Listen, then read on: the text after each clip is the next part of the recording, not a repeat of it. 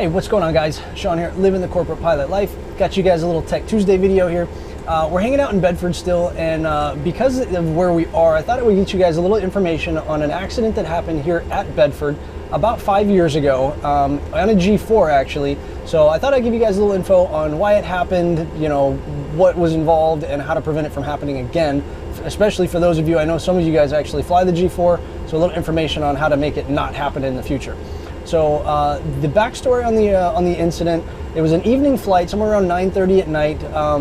Two pilots, one flight attendant, 4 passengers, taking off here out of Bedford on runway 11. And as they accelerated down the runway, due to some failures on the cruise part, if you will, they were not able to rotate the airplane as they should have been able to. When they pulled back on the yoke, the airplane didn't want to fly because the yoke just would not move.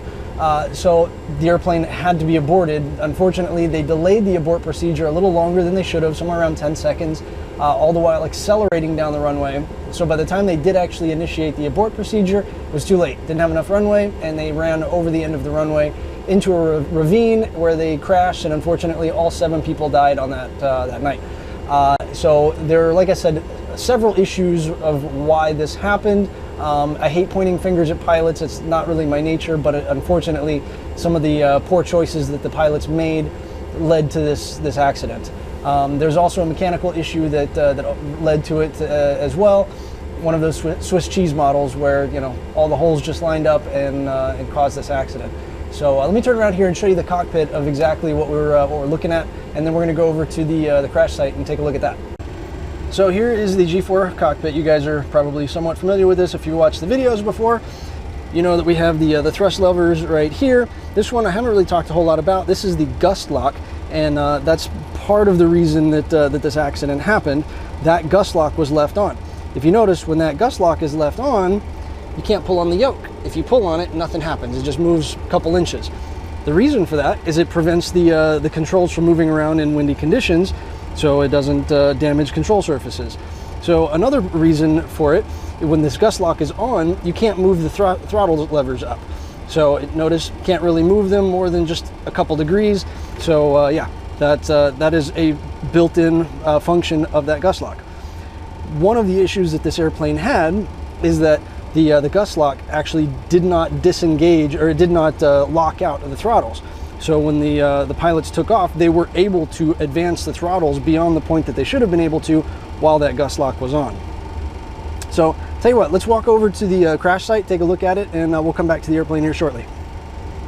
All right, so we're at the crash site, or as close to it as I can get.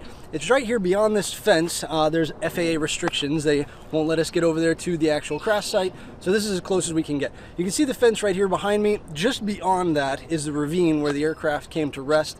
And unfortunately, all 7 people perished in that accident due to impact and post-fire crash. It's hard to say exactly what caused what, but yeah. So this is as close as we can get. So yeah.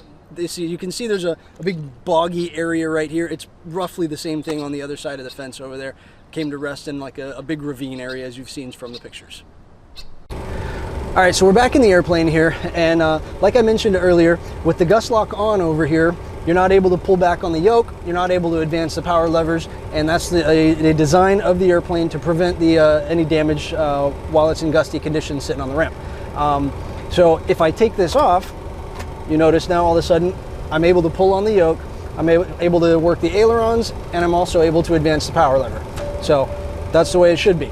Unfortunately, one of the mechanical failures that happened with this accident is when the gust lock was actually set on this accident, they were still able to advance the power levers, not fully, but the majority of the way, enough to where they thought they had a normal takeoff power.